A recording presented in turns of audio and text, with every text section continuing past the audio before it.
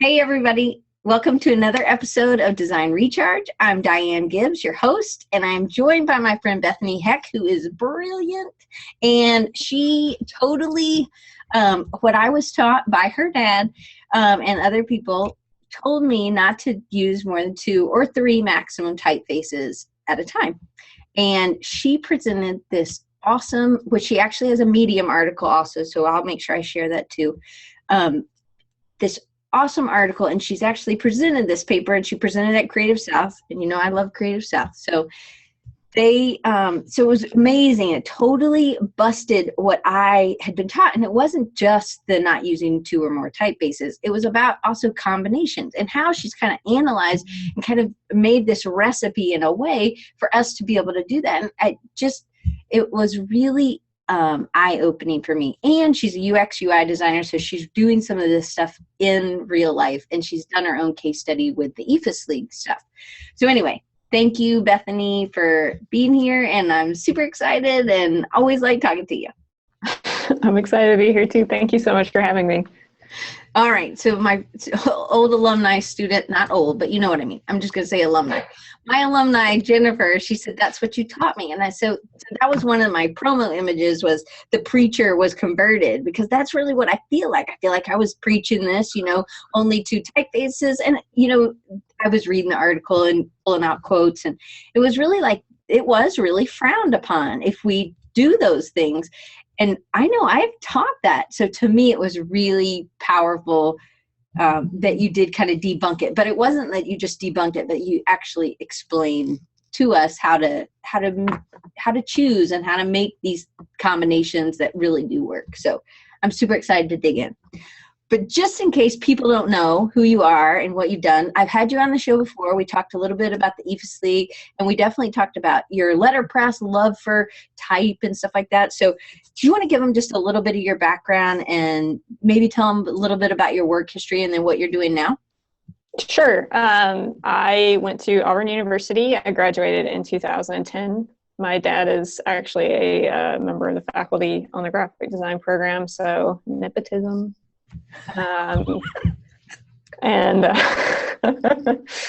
Since leaving school, I've been working mostly web or interactive or product design jobs, so lots of UI and UX. I really like taking the kind of graphic design background that I have, the traditional design, and trying to figure out new ways of applying those principles to digital mediums. I do the EFIS League, War Eagle, everyone. I do the EFIS League as a side business, which was my senior project at Auburn, and it's a little brand of baseball merchandise and scorebooks and things like that. So it's beautiful. It's absolutely beautiful. All right, so so you went from Auburn and you went to grad school for a little bit, and then you went to North Carolina and you were working as a UX UI designer? Yes. I basically function as the creative director for the product that I work on. It's a small product. Okay. So, but you've definitely faced some challenges of mentalities being at these places, right? Where this is how it is, this is what it's been like, which I think is so funny, because that's totally what you did for me, is like you debunked this thing. So, anyway, so so it was really powerful, and there was you just sold it. Like you were like, no, we don't need to do this. That typeface doesn't do this. We need to do something else. So I want you to kind of take us through this, but really it's been from the EFIS League. You really, and whenever you want me to go to an image, you just tell me and we'll go to an image. Cause I don't know what you want me to do, because I can't read your mind. But that shouldn't be a shocker that I can't read your mind. But analyzing the type, and you would make practical. You would even do little case studies within that, like the curveless wonder kind of stuff. Mm-hmm. I don't know if you sent me that or not. I might not have. I'm trying to go quickly through. I didn't want to send you here's 60 images. I appreciate that too, but it's something that people could find even on I believe you did that in the Medium article also. Yes. Where people could see that. So, all right. So how when did you start? And was this always, even when you were in school, were you kind of analyzing and doing these like practice combinations? Yeah.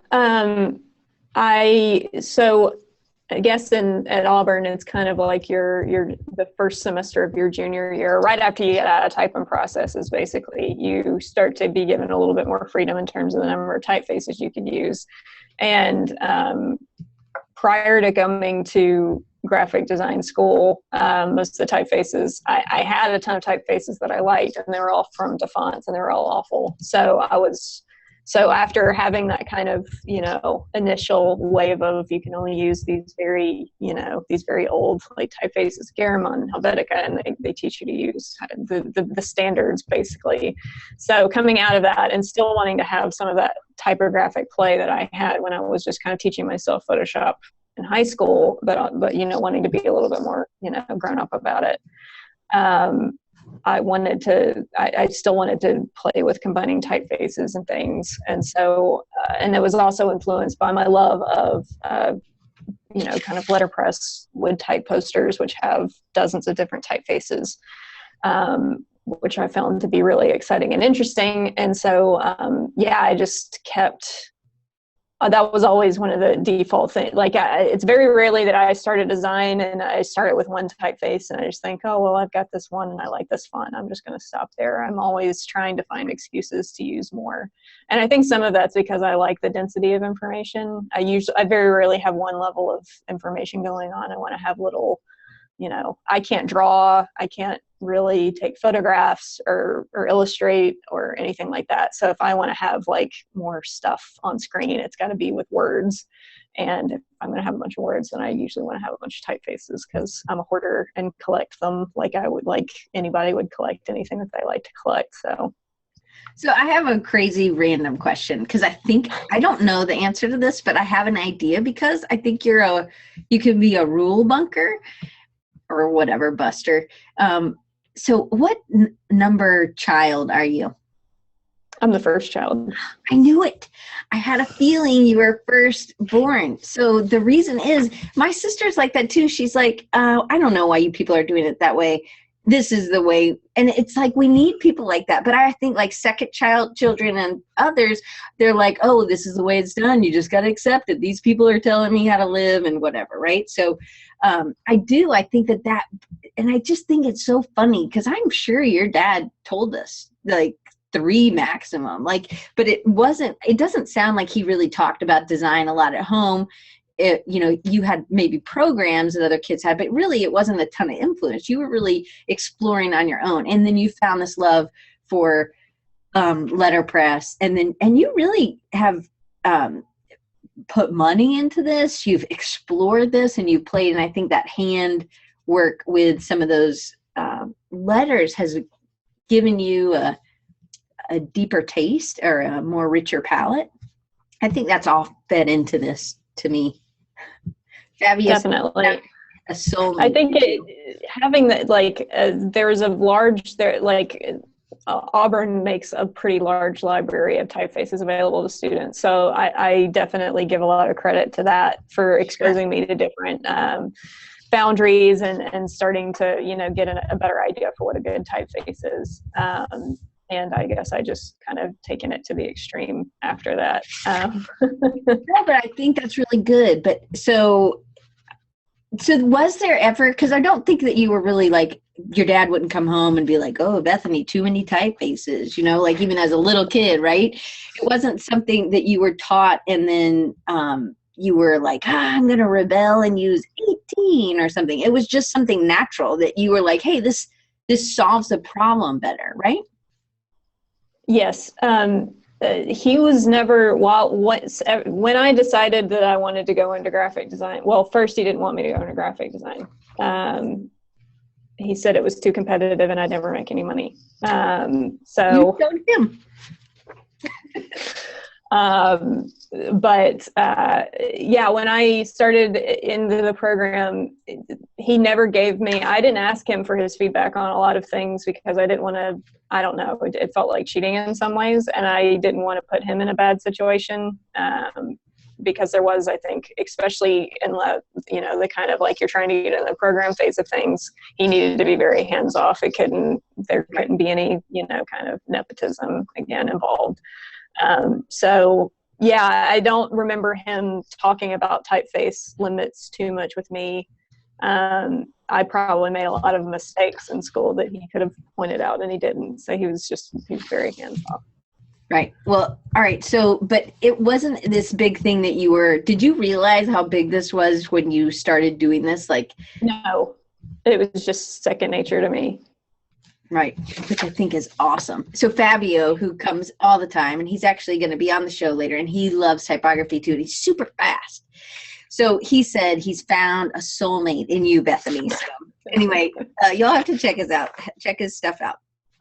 All right. So do you think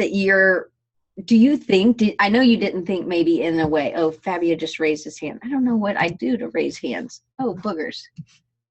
Oh, I don't know. Do you want to type something in the chat? Because I don't know how to do it otherwise. I wonder what I do with that. Anyway, sorry about that. Do you think that you're revolutionizing the way designers think about type and making type combinations? Revolutionizing is a pretty grandiose word for it. If I could get a few people to have a different perspective on it, then I'd feel like I did a good job. It's my word. I think you are, because it changed for me. I've been teaching it for 13, 14 years. And that's what I've been teaching. Like, I was just blown away. You should have seen, like, my notes at Creative South. I was like, oh my gosh, my mind is blown. Like, it's true. Like, I don't know why we didn't talk about this the first time. Like, but I'm glad we can have a whole show just devoted to this. But to me, it's about thinking about type and it's like the other one was don't use typefaces that are too similar. And you're like, so I don't know if that's it. That's definitely not where we are, but you want to talk about that a little bit? Sure. That was something that, I see, like, when I was starting to kind of synthesize, like, because this kind of originated as a talk, just in terms of figuring out how to actually, like, talk about this. It went from, I use a lot of typefaces in my design, to, if I'm going to talk about something that's unique about me, what is it? Okay, I use a lot of typefaces. Why do I use a lot of typefaces? It's a good idea that I use a lot of typefaces. What are things that I do that other people seem to think are rules that you should be following? So that was the too similar thing I saw come up a lot. And that's a sticky one, because there are a lot of typefaces that are very similar, and what is too similar and what isn't. But I do think that I know that there were cases that I've used things, like, even down to, like, using 2 sans serifs in a type, like, why would you use more than one style of typeface in a design? You pick one that works. And so, but I break that, particularly with sans serifs, all the time. So if I was looking at rules that people have and then looking at things that I do, I was like, definitely breaking that rule. So I wanted to try to break that down a little bit and check myself and make sure that I had good motivations, see if my instincts were correct. And then, try to put that in more objective terms to actually explain, the fundamentals of why I end up doing those things. Right, because I think sometimes we do these things naturally, and I definitely think you do them naturally, but I think it really helps. So people, sometimes type's really hard and it doesn't come as a natural, it's not natural for a lot of people, so they end up just choosing their favorites and they use Futura for forever, or whatever. And it's really the voice of the piece. The voice of the piece shouldn't always be with the same character actor, or whatever, right? So it has to change. So the typeface has to change. But for me, it was like really thinking about not just choice of type, but how they combine and how they marry. And instead of just using this as an overall rule, you're kind of piecing us through and saying, well, here's what's great about Universe, and here's what's great about Helvetica, and here's how you could use them together and how they do work together. You just need to choose certain things. And so just so you guys know, Brian, Jan just put, and if you want to post in the chat to everybody, you have to choose to everyone, not to panelists. So you can click over there, and I'm going to copy it and save it for later. And so it is an amazing, thank you, Brian. He's always on he's like my best person over there. So I'm going to put it over there in my other stuff for you, Bethany, so we can share it later. But yes, he's the link master. All right. So, so I had read, and people do, like, type combinations are hard for a lot of people. I know there are parts on Instagram that are just about type combinations and just pulling different type combinations every week or whatever, or every day. And so it's difficult for people. I know Hal has published articles about these are the ones to use and these are the ones to use together. And I don't know if you guys have seen that or not, but to me, it was a kind of like, oh, I've copied that article and given it to students because it's kind of like a cheat sheet. But what you're doing is even greater or better, bigger, I guess, in a way, is because it gives us the tools to be able to maybe analyze it and talk about the little kickoffs on the why, and things like that aren't happening in maybe another typeface that maybe gives it something else. So I understand that you don't think you're revolutionizing, but if you were looking in the chat when you were talking, there were tons of people who heard you at Creative South and you were like, they had never thought of doing those, because I think a lot of people are taught that. So it was really, really good. Okay. So, I also think designers choose 2 to 3 typefaces because it's easier. It's what they were told. And doing that research and doing those case studies, I think takes time. But can you kind of take us through why you think that part has actually helped you in your job and helped you communicate better visually? Sure. Trying to think of how the best way to answer the question is. I didn't write that one down. Sorry. I'm not prepared for this one, Diane. I know. I'm sorry. Okay. Let me go to one that is on the thing, and then you can think about that one so that you don't have. Well, let me do it now that I'm thinking about it. I think that, and I do understand why people like limiting yourself definitely has its advantages. It would be like the same as like a woodworker saying, I have like these 3 tools that I use, and I don't bother looking at other tools because I'm going to use the ones that I have given myself. I'm going to learn how to use them and to their maximum potential, which I certainly understand. I think that typefaces are relatively simple when you boil them down, and you could have that level of mastery over hundreds of typefaces if you really wanted to. But every typeface you use, you have to buy. They're expensive. So it definitely can get difficult. I think that my kind of explorations in using a lot of typefaces has helped me. The more you use, the more you learn to appreciate certain things, and the more that you combine. Like, I'm sorry that I didn't send you this image, but there's the case study where I talk about using Founders versus Calibre in the Medium article. Oh, it's on my other thing. I'll find it. Okay, I'll get it. But there's just an example of showing like a whole section in Calibre, and Calibre is a really nice typeface, and you get to, it's great, it's clean because it's all the same typeface. But then switching it out for something like Founders, which is a little bit wider, it's got a little bit more eccentricity to it. It's more grotesque, so it's old-fashioned in certain ways, which means that it's a little bit less logical in some ways. It's not, it doesn't have as much geometry to fall back on. It emphasizes the qualities that are not that in Calibre. So Calibre all of a sudden feels even more tidy.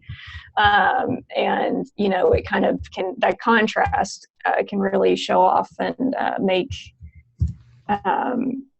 it's one thing to say, I'm going to showcase this typeface by only using this and by letting it do 20 different things, but you can also showcase a typeface by pairing it with something that's going to really show off how it's different to this other thing. And so I find those types of things interesting, and I feel like that helps me when I'm making arguments for certain decisions regarding typefaces. Just having that experience of pairing all these different, both similar and very different types of typefaces, it helps me to have that to fall back on. Is that the one you're talking about? Yes.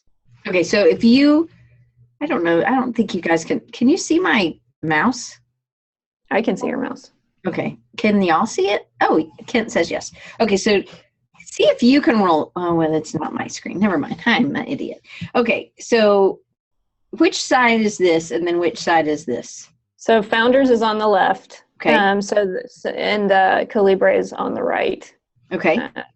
Calibre is a geometric typeface, and Founders is more grotesque.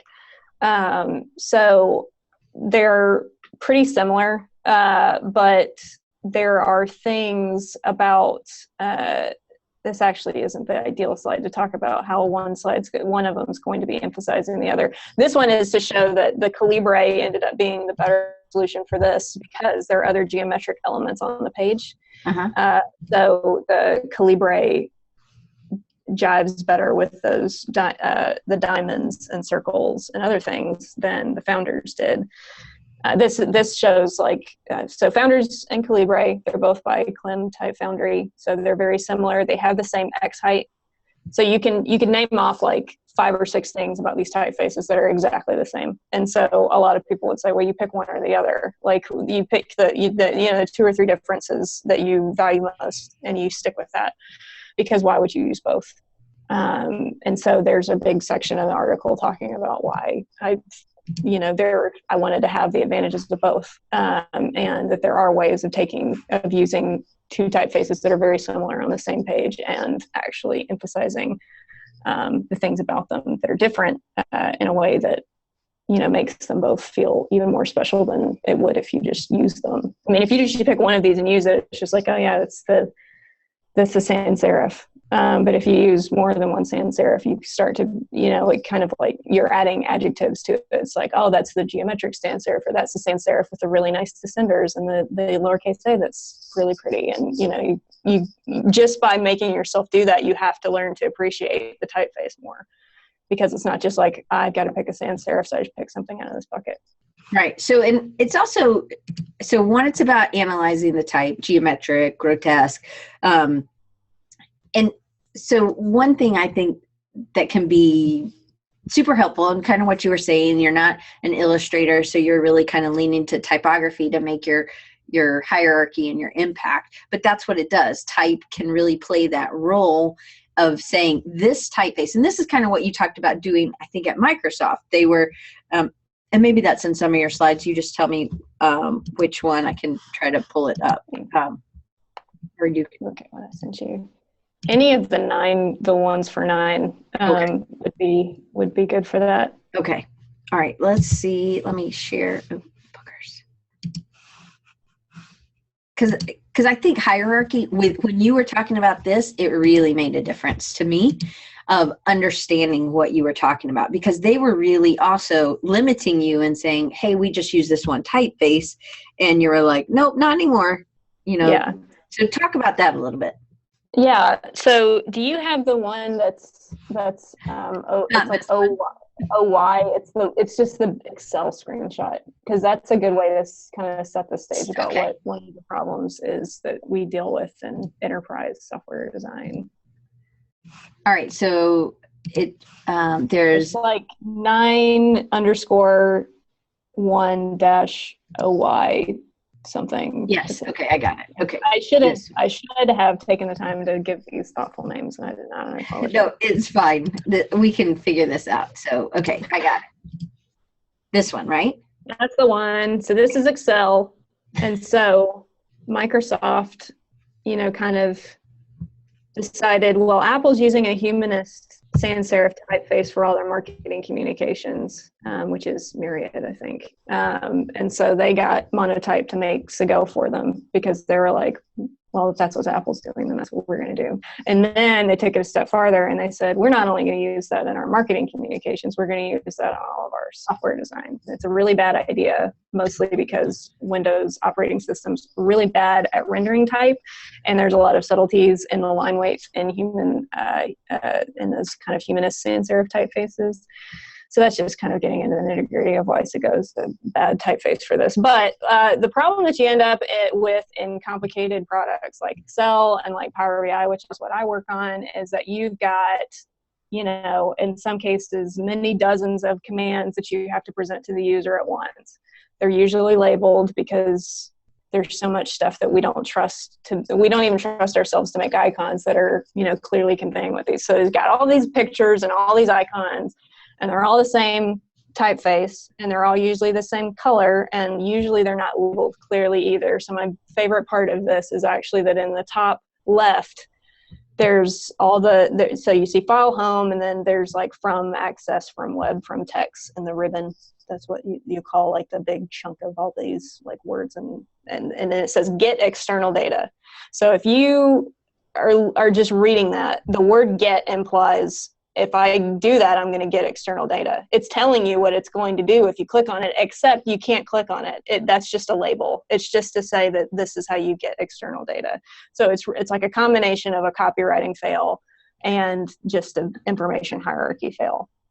So we run into these same problems too. It's really difficult to convey all the different things that the application can do, and also, you know, you need to group things. So it's not just that you've got 50 things going on, you've also got to sort of subcategorize and label them. So that's where so when I came in, one of the things that I fought for was to add a second typeface to our type ramp. And it's I've never heard that term, type ramp. Can you tell me what that is? Yeah, that's just the ramp. So from small to large of the typefaces that you put in your style guide that you allow people to use when they're working within your visual language. So our prototypers build out, you know, the CSS that says like this is an H1, which is our biggest header, going all the way down to like H9 maybe, and then paragraph and links. It's a style sheet.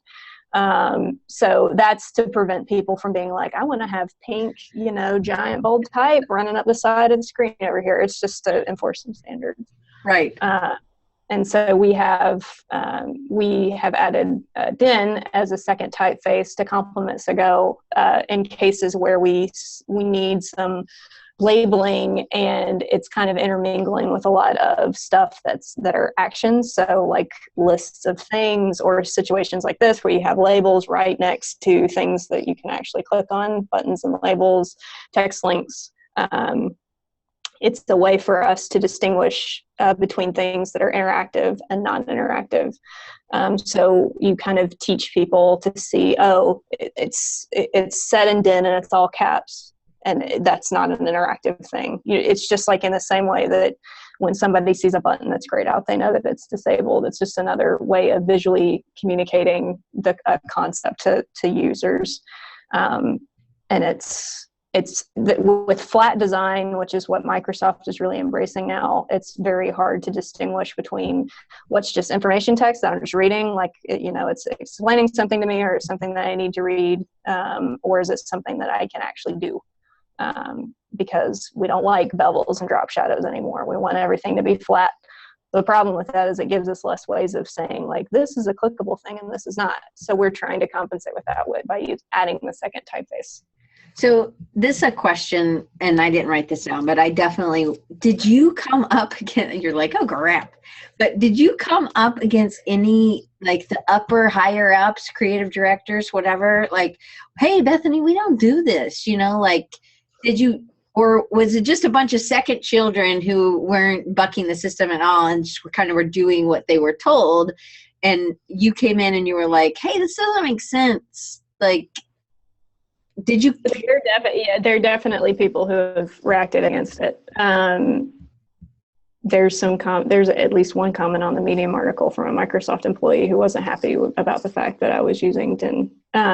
So it happens. But the good thing about it is that we're not doing it because it's not that I'm using DIN because I want to use DIN and I want to have a second typeface, and it's just because I think it looks better. There's a lot of objective things that we can point to, and particularly involving things like accessibility.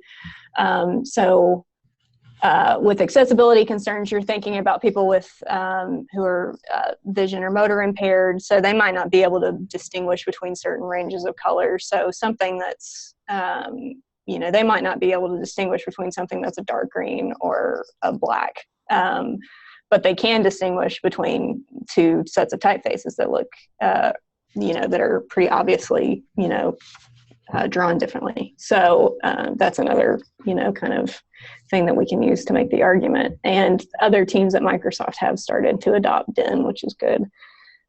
So it's never just everybody is like, oh my God, that's a great idea, let's just go with it. When you're dealing with a company of this size with products with as many users as we have, it's difficult, but I feel like it's been worth it and overall positive. Yeah, well, and it definitely helps the communication, and I definitely think, I didn't even think about like accessibility issues, but it does. Like if somebody's colorblind, you really can't tell the difference between certain things, and so if it's green or if it's blue, it may just look dark, and so then there is no distinction. So a typeface really does help to distinguish. So that's awesome. Do you want to go through the rest of those number 9 ones, or do you want? We can. They're just basically examples of how we, use lightly sprinkle in DIN in certain cases. Let's just show those while we are talking. The first one that you threw up in particular, I think, is just a great simple example of how it can fix a pretty common problem that we run into. I'm going to just share my desktop because but it still didn't do it. Stop share. I know, boogers. I'll get this better, people. Promise. Okay, so I think now you can see my desktop. Okay, yeah. Yes. Yeah, so this is just an example of like if we've got a flyout menu or a tab or something, and we need subheadings to like group some of the controls that we have. So visual options and color options, they're not actually things. Right? Oh, uh-oh. But if they're just inside the same space and the same typeface, they could very easily be confused as something that you can actually click on. So starting from the left is what it looks like in a lot of Office applications. So it just takes to go and they set in all caps. Well, a humanist typeface like this is not meant to be seen in all caps, which is why that looks pretty bad. You can start to pitch back the color. Again, you're starting to get into some accessibility concerns when you do that, but it does help. But I feel like the thing that makes it most immediately clear that there's a distinction in the type of information that you're looking at is simply by using the second typeface, which is the example on the far right, which is just using DIN. And when I look at this, like when I look at the far left example, my brain has to think an extra second to distinguish, even with the all caps, okay, there's something different going on here. And the more levels of distinction you add, like pitching back the color and then adding the different typeface, that starts to make the kind of mental hierarchy in your mind clear. Like, okay, I've got, headings that are just telling me what these things are, and then I've got my actual options. So that's just that's just a very simple example of how incorporating the second typeface helps. It's not super splashy. It doesn't pop up very often, but I feel like it's a big benefit to our users. So you're using, Brian wants to know about humanist type. Can you explain humanist type? And that's a classification of a bunch of styles of type, right? Do you want to explain what humanist is? I'm not a super academic when it comes to describing different typeface. I would, like in layman's terms, humanist sans serif typeface is anything that's been made in the last 10 or so years that's not a historic revival. They're supposed to be there. So I think by humanist, it means that it's not something like Futura, which is very geometric. The line weights are very consistent. They've got a little bit more contrast in terms of their thick and thin. The lines might thin as they, the leg of an arm might thin as it goes up to meet the bolt, things like that. There's better ways of describing them. But would humanists just be describing sans serif, or could you have a humanist serif typeface as well? You could have I don't see it used as often to describe serif typefaces. I see it most often used to describe like more modern, meaning non-historic revivals of sans serif typefaces. But again, I'm not like an academic when it comes to type classification, so right. I could be. But no, I think that's great. But if you think about the type classifications that PhilMegs teaches, there's 6, and sans serif is a whole classification. So really, it's just breaking that. That's what I was thinking. It was just going to be for sans serif, but and then there's really script, and that's kind of a 7th one or whatever. But really, you need that sans serif is so big, and there's so many types of sans serif. You need something to kind of break those apart. So there's lots of other ways to do it, but there would be, and Brian says that answers it perfectly. And so I think there was one more image. Hang on. This one. Oh yeah, it's a little, we looked at that. Yeah, that's just a little GIF of just showing like what the labels look like when they're to-go versus, the kind of extra level of distinction you get when they're in. A little visual aid. Yeah, that's much, much more helpful. And I think that really it's about communicating and getting the stuff across quickly, because you're teaching people how to read something, especially if they're in a new program or in a publication. You do the same thing. And that's what you've kind of done with the EFIS League for some of that stuff. You kind of created that system. Yes. I'm going to call it type ramp. Is that what you call it? Type ramp? Type ramp, yes. I'm going to start teaching that now, because I'm a second child. You just tell me what to do and I do it. All right. So I'm going to go back to our faces. Okay. So I think that, what did it just say? Oh, bookers. Can you see me? Yes, I can see you. Okay. It said my internet connection was shoddy or something. I'm like plugged in. Yeah, I got that for a few seconds before. Oh, well.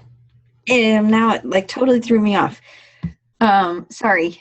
But I do think that people are afraid. And so I think, especially if that's not like, you are like, maybe not, you may be more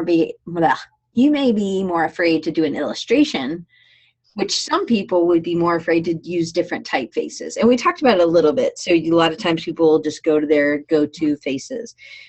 But can you explain why understanding them and how understanding them and what holds them together, and like why the roundness of Sego maybe doesn't work in all caps, and it wasn't meant to be done like that. So it's those tiny things that kind of set it apart. Like it's kind of like wine, like, you're like a type sommelier, because I think some people would say, oh, you just put it in there. I mean, these people who use Comic Sans all the time, these people are drinking Boone's Farm wine, that's the Boone's Farm wine of type.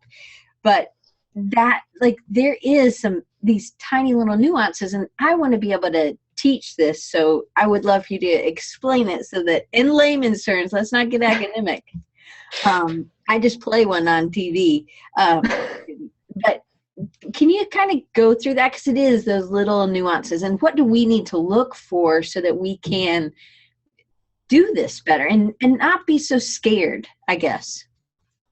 Yeah, I mean, I feel like designers act out of fear in a lot of ways. Like I was just talking with some of my coworkers about this yesterday, about how there's a huge segment of the industry which is like kind of become ad agencies, and I feel like the kind of idea of selling things is now sort of how we justify our value as design. So it's all marketing instead of actually looking at objective things. Like there's a there's an alternate history where design justifies its value by saying you will get either this business value or your customers will receive this advantage or something like that by doing this thing. And instead, we kind of try to jazz up what we do is like, oh, look at the, that image of the Pepsi logo that has all the concentric circles and everything around it. Like, look at the geometry of this mark. And that's why, it's just like that.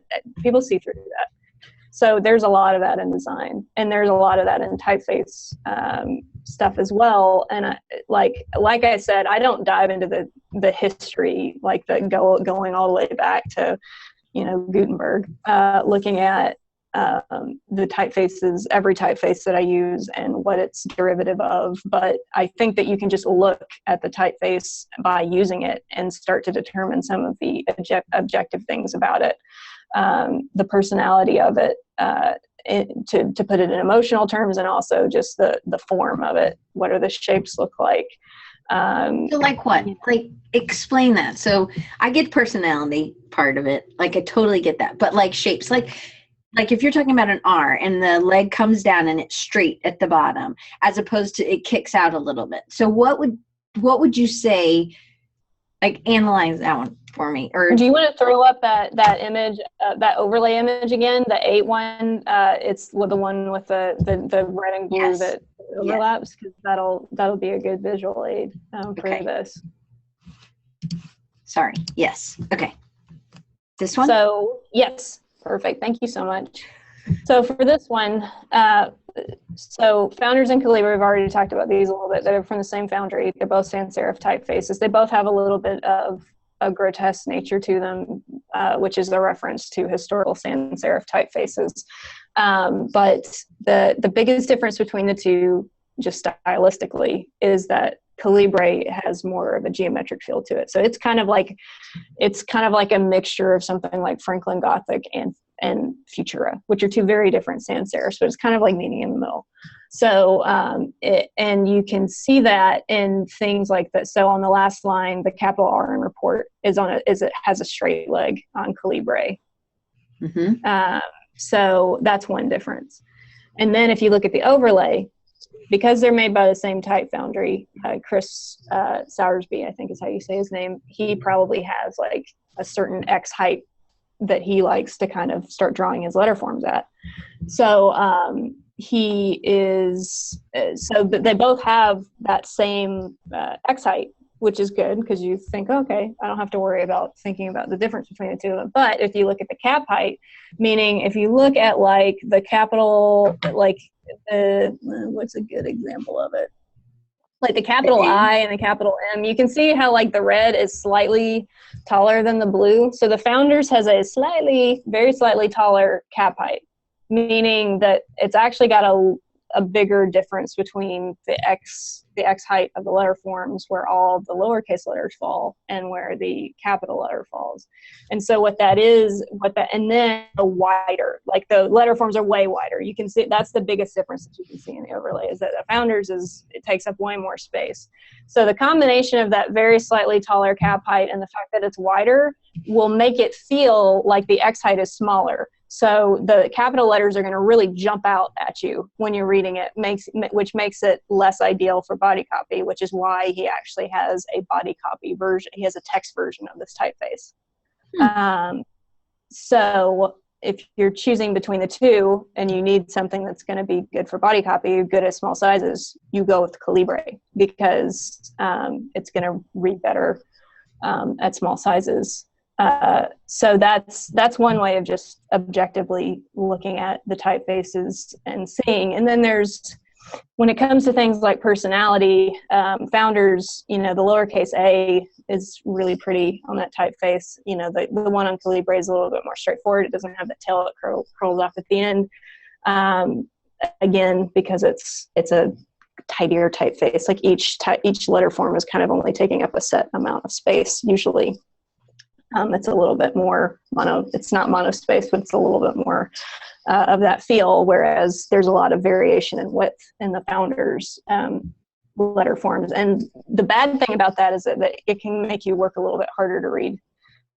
because things are not always falling in the same place. But the advantage of that is if you're setting something really large and you need to get a lot of like value per letter form that you're doing. If you've got like huge type, and it's very important that type is kind of interesting in and of itself, then Founders is a great choice because of those details. Does that help? Yes, that helps a ton. I even think like the A of Founders is beautiful. The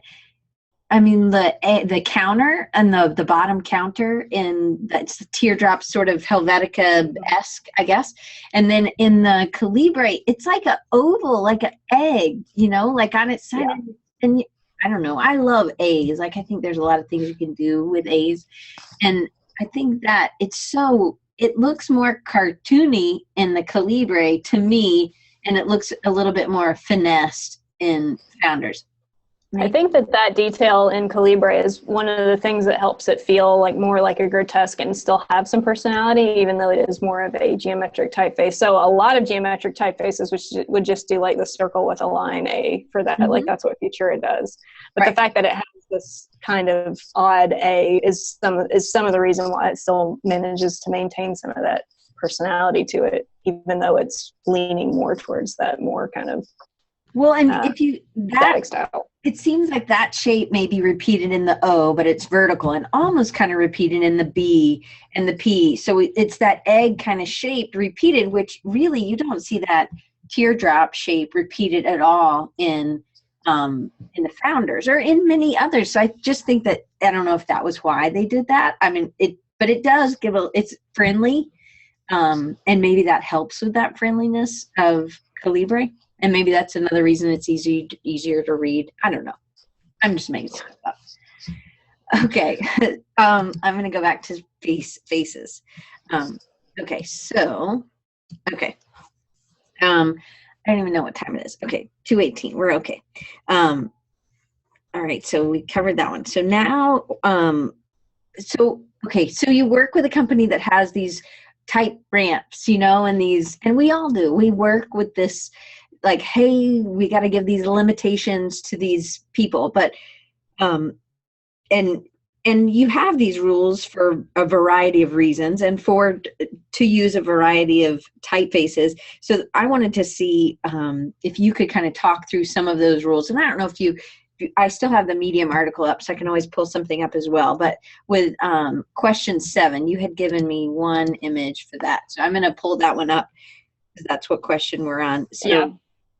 Do you want to talk a little bit about that? Sure. So the hard thing when it comes to like a lot of articles that I've seen about typeface combinations is they usually pick classic typefaces and they say, we use these. And if you're going to pair, like they almost always encourage you to pair things that are different. So that this is an example from a Typekit article that Adobe put out. And it's, this is Bethany or some variation of it paired with Futura. Those are both 2 very good typefaces. I think that they look awful paired together here. So I would like, they're very stylistically different. So obviously like a Bethany or Didone style typeface has very high contrast in the line weight. So it goes from very thin to very thick, and it has a very vertical stress. And then you kind of pair that with the very just everything's a circle of Futura. And I don't see that, like, I don't see a lot of connections that I could draw here. Definitely not in such a generic use of like, oh, I'm going to pick these 2 totally different typefaces. I'm going to use one for headlines and I'm going to use one for body copy, and we're done.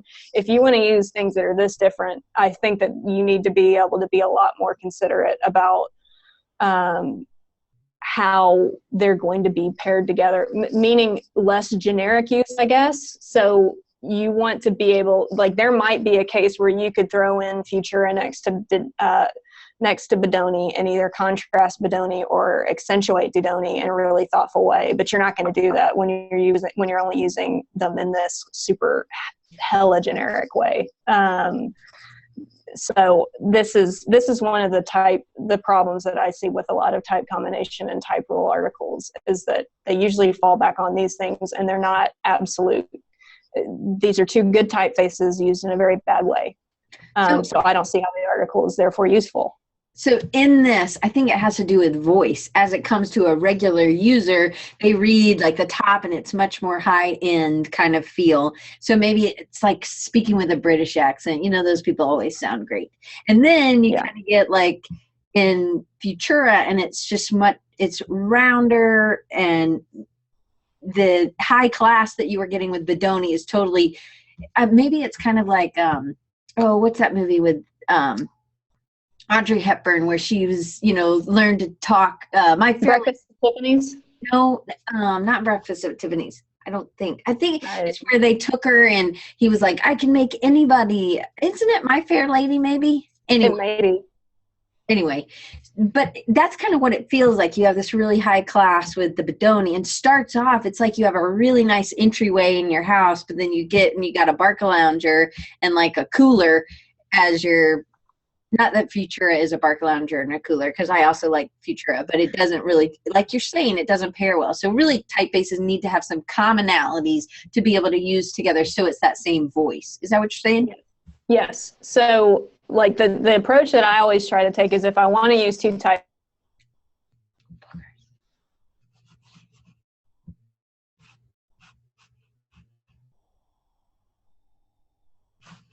typically playing off things about them that are similar. We missed that. Can you start? Okay. Cut out. The whole thing. If I'm going to use two typefaces that are very stylistically different, I need to make sure that I have several instances where I can figure out what their similarities are and really hit home on those, or else I don't see the point of using them together. Anybody can pick two typefaces that look different. Anybody can go in and type up something in Times New Roman and then type up something in Comic Sans and be like, look, I picked two typefaces that are different, nailed it. Like it's more than that. Right. Did I break up again? No, I hear you. Okay. You just froze your. Okay. I can deal with a frozen. Okay. All right. So yeah. That makes tons of sense. So I want to talk about number 8 while we have we already did that one. We kind of already talked about that too. So there were a couple that we missed. So some of it was like the stuff, boogers. Stuff that you loved from the beginning that we didn't pull up, which I loved this piece that you used in your article as well. And this is where your love of it started. Yeah. And it's funny because I love this, and because of the maximalism of it, I guess. It's just so much. It's saying but it's also, it looks like this due to technical restraints. So it's not that people wanted these. I mean, some of it was that, we need to grab somebody's eye, and so these need to be visually exciting, meaning part of that was the difference in type sizes and colors and, things that are big and bold. Like when people made wood typefaces, like one of the big things was always like, this needs to be bold. That was like, I guess, the origin of, the kind of make the logo bigger type mentality when it came to design. But yeah, I've always been fascinated with the variety that existed in wood type and movable type posters, and the fact that they break a lot of rules that, as design started to become a profession, people started to make rules about, what you should and shouldn't do. And those didn't really exist back then. It was just that this is what the poster needs to say, and it needs to get people's attention. And I don't care how you do it, just make sure you fit all the words in, and that people actually go to this fair. And I find that refreshing. Well, it was because people were playing and people were beginning and exploring. And I think that that's part of what I think some of us are too afraid to do, because we've been taught these rules. So they were just using what they had. They had a bunch of typefaces. They were going to do it and just see what came out. And they weren't afraid, because they were probably pushing these things out very quickly. They weren't afraid to so for me, we have this ability on social media to push stuff out all the time, but people don't, because they are too afraid. But I also feel like, hey, there's something to be seen in that progression, to show people a progression of where you were. And that's one reason I love Bob Ewing, because he put his stuff from the very beginning of when he was hand lettering every day. And you can go back and see where he is now, and it gives people hope, you know. And if he didn't post that, or if he deleted that, it makes it feel like, oh, he came out of the womb like knowing how to draw type good. And I feel like it can be really scary, and it's not fair to people who are just learning, because then there's that expectation, I think. Yes. Well, and most of the typefaces on let's use the middle poster as an example. Most of these are slab serif typefaces, but they're all stylistically slightly different. So they're all, and most of these typefaces were actually drawn not by anybody who was actually a typographer or a type designer. It was a guy in the back of the room. It was like, I need that, cut 289 slab serif in a slightly narrower cut, because this guy needs a lot of letters on this line. So the guy would go out and redraw the typeface and cut it out on the pantograph at a slightly, more condensed width, or they'd take something and add serifs, or they add spurs, or they'd add a shadow. It was just like they kind of took the skeleton of an idea, and that's how a lot of our, that's how sans serif started. Somebody took a slab serif and chopped the serifs off of it. So you can see a lot of type history just in a poster like this. Yeah. And so the middle one, the one on the right, is from 1825. Do you remember when the one in the middle is? I don't know. I remember when I pulled down that, but I do not think that I documented anything about it, about the date of it. Well, it was September 30th. Yes. I'm just kidding. Okay. So we're actually, it says 1878. Where? Or 1818. Oh. It's written in pencil above the 30th. Oh, yeah. I see. That's beautiful. Man. Okay, so Brian White, I think it's Brian White, BW, wants to know what you use for font management, and he didn't know if he was late, so he didn't know if he missed that. But we actually didn't talk about that. And no. I just use FontBook. I just use FontBook, and it's not always great. But my dad is always trying to use Font Explorer and other things, and I feel like he gets just as frustrated or more frustrated than I do. So I just stick with FontBook. Well, I use, just if anybody cares, I use Extensis, because that is what they taught us to use at Auburn, and I love it, and I've never had any issues. So thankfully, but I'm never really frustrated with mine. But it would be great if it would categorize them a little better, so you didn't just have to go through, I don't know if it's just me, I kind of feel like, hey, does everybody just start with A and then tomorrow they start with G when they're looking for type? Or am I just an idiot and I don't know what the trick is? Oh, you don't butcher things and blah blah. And I used to spend time 3 days putting all my type into their folders, so I could just quickly go to a sans serif if I wanted to, but who has time for that? Not me, right? I've gotten lazier with that. The older I've gotten, the less I do. So I just use FontBook, and I don't categorize, and I just start trying things until I find something I like. Do you start at different letters? Yes. Usually I start with something that I really like. So if I'm looking for a serif, Galaxy Copernicus is usually where I start. And if I'm looking at a sans serif, I usually, it depends. If I'm making badges and stuff, I'm probably going to start with Interstate.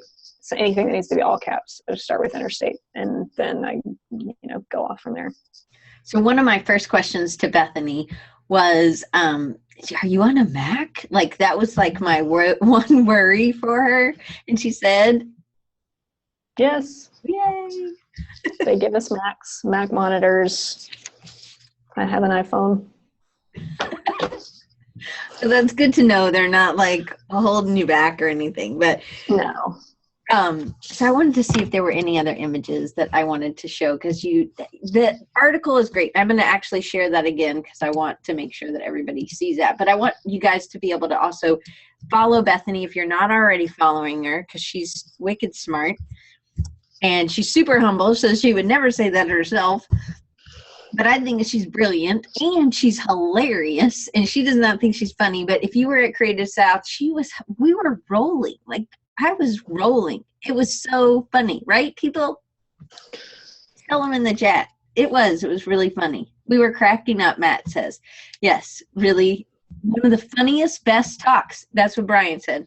And John says he missed it. Well, you missed it. It was hilarious. Anyway, so I feel like we got some good learning today. Fabio says he's already stalking you. So I'm glad, because he's your soulmate, remember. He is married and with some kids, I think, but typographically, your soulmate. So anyway, tons of, so Adam says, lazy are hanging out there. I don't know what that means. That's from the talk. Like, I was comparing Bureau Grotesque and Letter Gothic, and how the kind of the uppercase A's or lowercase A's and R's have like the same kind of curve to them, even though they're stylistically very different fonts. Gotcha. Like an arm hanging off the bed on a Saturday morning. See, they were all taking notes like me. Anyway, good job. All right, so I'm going to share Bethany's Medium article again, which actually it's got images and everything. So a ton of the images that we talked about today, or we showed today, are there. And it's actually on Medium, right? Yes. Okay, so if you are watching on YouTube and you can't see this link, it will be below at rechargingyou.com. Below this talk, you can always search for Bethany Heck, and then you'll find both of the times that she's been on. But anyway, so that one is a great article for you to read. And then you can also always find Bethany at her own website, which is EPHUS League, which I'm going to spell it, EEPHUSLEAGUE,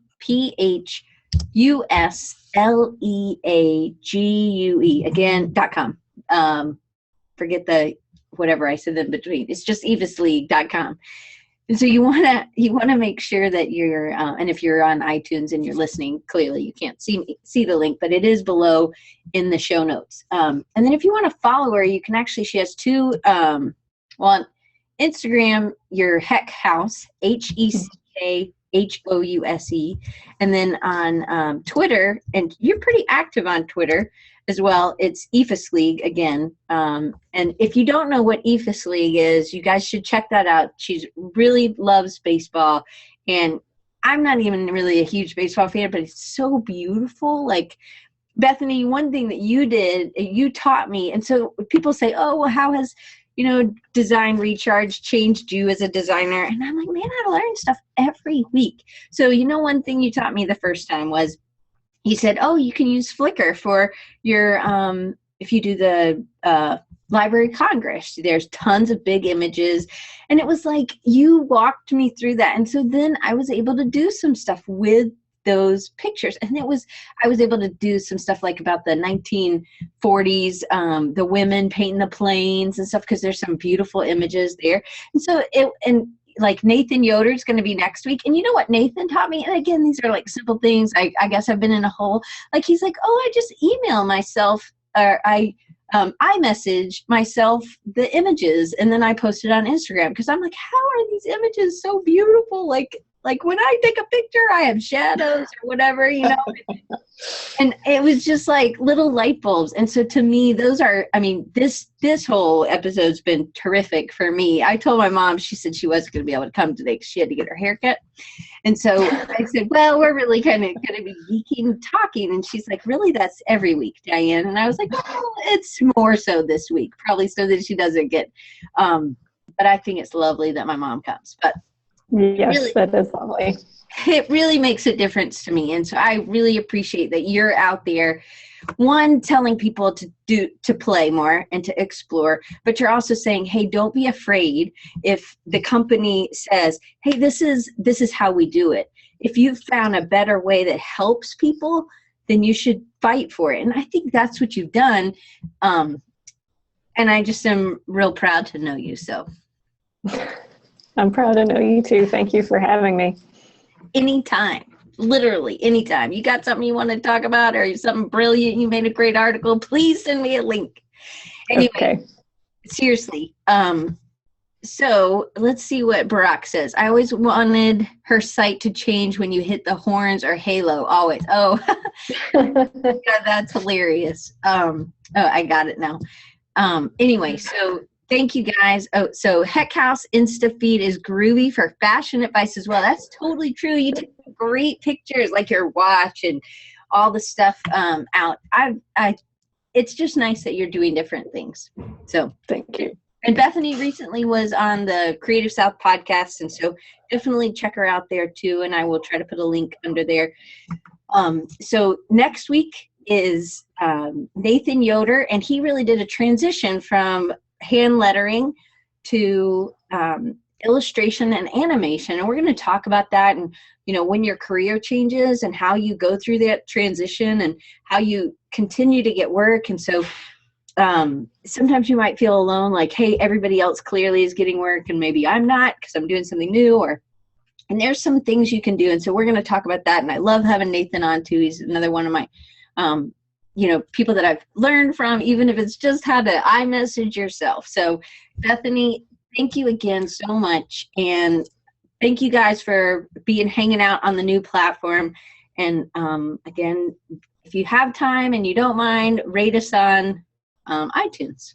It does really help. So Bethany, thank you. Thank you, Diane. All right, guys, I'll see you next. And I'll see you next week. And thank you guys. And I'm going to hit stop.